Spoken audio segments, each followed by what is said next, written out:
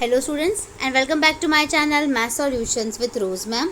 आज की जो हमारी वर्कशीट है उसका टॉपिक है pair of linear equations in two variable consistency and और इनकंसिस्टेंसी। बेसिकली आपको कि कोई इक्वेशन जो है वो कंसिस्टेंट है या इनकंसिस्टेंट है, यह आपको आज हम फाइंड आउट करना सीखेंगे इस वर्कशीट में। डेट है वर्कशीट की 27 सितंबर 2022, मिशन मैथमेटिक्स फॉर क्लास 10। तो इसमें बेटा आज हम कंसिस्टेंसी एंड इनकंसिस्टेंसी के बारे में पढ़ेंगे। तो चलिए हम वीडियो को विदाउट वेस्टिंग एनी टाइम हम इसको शुरू कर लेते हैं। और यहाँ पे देख सकते हैं आप, इतना कलरफुल तरीके से उन्होंने इसको समझाया हुआ है ताकि आपके दिमाग में एकदम डायरेक्ट जो है ये बात बिल्कुल बैठ जाए कि किस तरीके से इसको सॉल्व करना है और सॉल्यूशन जो है वो कंसिस्टेंट कब होते हैं और इनकंसिस्टेंट जो कब होते हैं। ठीक है, तो वीडियो में आप इधर सबसे पहले देखेंगे आपको दे रखा है सॉल्यूशन। आप सॉल्यूशन होते हैं टू टाइप्स के, एक होता है कंसिस्टेंट और दूसरा होता है इनकंसिस्टेंट। अब जो कंसिस्टेंट होता है वो दो तरह का होता है, एक यूनिक होता है और एक इनफाइनाइटली मैनी सॉल्यूशन होता है। अब यूनिक क्या होता है उसको भी हम जानेंगे, लेकिन उससे पहले आपसे एक रिक्वेस्ट है कि आप प्लीज़ चैनल को सब्सक्राइब कर दीजिए, वीडियो को लाइक कर दीजिए और इस वीडियो को अपने दोस्तों के साथ शेयर करना मत भूलिएगा। यूनिक सॉल्यूशन जब होता है जब a1/a2 not equal to b1/b2, और इस तरह की लाइंस जो होती हैं वो इंटरसेक्टिंग लाइंस कहलाती हैं। अब कंसिस्टेंट में जो इनफाइनाइटली मैनी सॉल्यूशंस होता है, इसमें a1/a2 b1/b2 और c1/c2 जब तीनों इक्वल होते हैं उस तरह की लाइंस जो है वो कोइंसिडेंट लाइन कहलाती है। और तीसरा है जो इनकंसिस्टेंट से निकला है यानी नो सॉल्यूशन, जिसमें a1/a2 b1/b2 तो इक्वल होते हैं लेकिन c1/c2 नॉट इक्वल होता है। उस तरह की लाइंस को हम पैरेलल लाइंस कहते हैं। यानी जो ग्राफ बनेगा उससे बेसिकली आपको इन लाइंस का पता चलता है कि ग्राफ में इंटरसेक्टिंग लाइंस कब है, कोइंसिडेंट लाइंस कब है और पैरेलल लाइंस कब है। अब आगे है एग्जाम्पल नंबर 1। एग्जाम्पल नंबर 1 में आपको दे रखी है इस तरह की दो equation, x - 2y + 1 = 0, 3x + 4y - 20 = 0। इसमें a1/a2 आपका 1/3 हो गया, b1/b2 हो गया -1/2 और c1/c2 हो गया 1/20। आप इसके अंदर आप अगर देख सकते हैं तो आप इसमें देखेंगे कि a1/a2 b1/b2 जो है वो इक्वल नहीं है, यानी नॉट इक्वल टू है। तो इस तरह का कंसिस्टेंट होगा, यूनिक सॉल्यूशन निकलेगा इसमें। और इस तरह की जो लाइंस होंगी वो क्या कहलाएंगी, इंटरसेक्टिंग लाइंस कहलाएंगी। ऐसे ही सेकंड एग्जांपल में 2x + 3y - 9 = 0, 4x + 6y - 18 = 0। दो इक्वेशन है, a1/a2 1/2 आ गया, b1/b2 1/2 आ गया और c1/c2 भी जो है वो 1/2 ही आया। इसमें इसमें आप देख सकते हैं that means a1/a2 b1/b2 and c1/c2 all are equal. जब ऑल आर इक्वल होते हैं तो कंसिस्टेंट, इनफाइनाइटली मैनी सॉल्यूशंस और कोइंसिडेंट लाइंस हम उसको कंसिडर करते हैं। नेक्स्ट आता है third part, x + 2y - 4 = 0 and 2x + 4y - 12 = 0।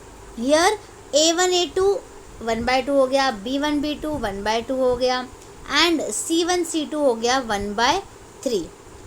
जब ये तीनों निकल गए आपके, तीनों निकलने के बाद देखिएगा a1/a2 और b1/b2 तो इक्वल है लेकिन c1/c2 जो है वो इक्वल नहीं है। जब इस तरह की सिचुएशन आती है जिसमें ये दोनों इक्वल होते हैं लेकिन ये इक्वल नहीं होता, तो उसको इनकंसिस्टेंट, नो सॉल्यूशन और पैरेलल लाइंस कंसिडर करते हैं।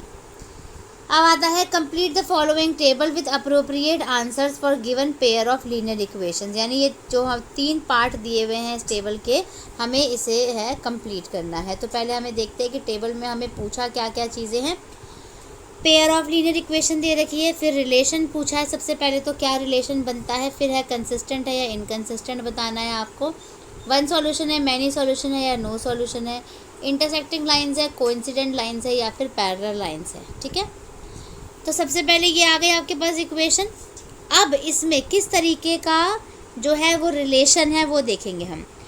आप पहले a1/a2 लिख दीजिए 2/4, फिर लिख दीजिए b1/b2 -3/6 और C1 C2 हो गया -8/9 -9 माइनस से माइनस कट गया, माइनस से माइनस कट गया, कट कर दीजिए। 2 1 ज़ा 2, 2 2 ज़ा 4, 3 1 ज़ा 3, 3 2 ज़ा 6। ये दोनों तो इक्वल हैं, ये दोनों क्या हैं, इक्वल है। A1/A2 is equal to B1/B2, लेकिन नॉट इक्वल टू C1/C2। ये हम फर्स्ट का ही पार्ट कर रहे हैं अभी। तो ये रिलेशन हमने लिख दिया।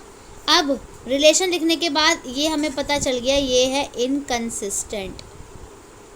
इनकंसिस्टेंट लिख दीजिए इधर। सॉल्यूशन की बात आएगी तो यहाँ पे लिखेंगे आप नो सॉल्यूशन, ये फर्स्ट का आंसर है। और लाइंस जो हैं वो आएगी पैरेलल लाइंस, क्योंकि अभी हमने इसको ऐसे याद किया है कि जब नो सॉल्यूशन होता है तो पैरेलल लाइंस आती हैं और इनकंसिस्टेंट होता है वो। ठीक है, तो फर्स्ट पार्ट आपका डन हो गया। अब सेकंड पार्ट कर लेते हैं। सेकंड पार्ट में देखो आपको अगेन दो इक्वेशन दे रखी है, A1 A2 B1 B2 C1 C2 लिखेंगे हम पहले। तो 1/2 is equal to -2/3 is equal to 5/-20। Cut करेंगे इसको, ये हो गया 1/4। लेकिन कोई भी किसी के साथ इक्वल नहीं है, और पहला और दूसरा जो है वो इक्वल नहीं है। ठीक है, अब पहला और दूसरा इक्वल नहीं है, तो अब जब A1 A2 B1 B2 जो है वो इक्वल नहीं है, तो आपका रिलेशन हो गया A1 A2 not equal to B1 B2 equal to C1 C2 not equal to. वो तो खैर उसको छोड़ ही दो, कोई भी इक्वल नहीं है ना। अब आती है कंसिस्टेंट है या इनकंसिस्टेंट, तो कंसिस्टेंट है, कंसिस्टेंट।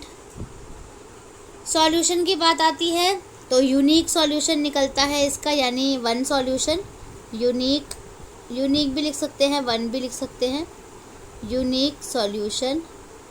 और तीसरा है लाइंस कौन सी कंसिडर होगी, इंटरसेक्टिंग लाइंस, इंटरसेक्टिंग लाइंस। ये सेकंड का आंसर कर रहे हैं हम, आंसर नंबर सेकंड है ये। अब लास्ट पार्ट जो दे रखा है आंसर नंबर थर्ड, उसको कर लेते हैं। आंसर नंबर थर्ड है आपका, देखिए दोनों इक्वेशन दे रखी है, पहले हमने लिख दिया, रिलेशन लिख दीजिए 1/2 इज इक्वल टू -1 -2 6/12 बेसिकली 12। और कट करेंगे इसको, एक बारी 6/12 कर देती हूँ इसको, -6/-12, माइनस से माइनस कट करा तो कितना आ गया 1/2, यानी तीनों बराबर आ गए। A1 बराबर A2 बराबर B1 बराबर B2 बराबर C1 बराबर C2, ऑल आर इक्वल। तो इसका आंसर हो गया कंसिस्टेंट है ये, कंसिस्टेंट। सॉल्यूशन की बात करें तो मैनी सॉल्यूशंस हैं, मैनी सॉल्यूशंस। और अगर लाइंस की बात करें तो कोइंसिडेंट लाइंस हैं, कोइंसिडेंट जो कि एक दूसरे के ऊपर ही होती है, कोइंसिडेंट लाइंस। ठीक है, तो इसी के साथ बच्चों हमारी आज की वर्कशीट जो है वो यहीं पे डन हो जाती है। आई होप आपको ये वीडियो अच्छे से समझ आ गया होगा, वर्कशीट भी समझ आ गई होगी। अपनी कॉपी में इसको कंप्लीट करके अपनी टीचर से इसको चेक करवा लीजिए। Thank you students for watching this video. फिर मिलेंगे बेटा नई वीडियो में नई वर्कशीट के साथ।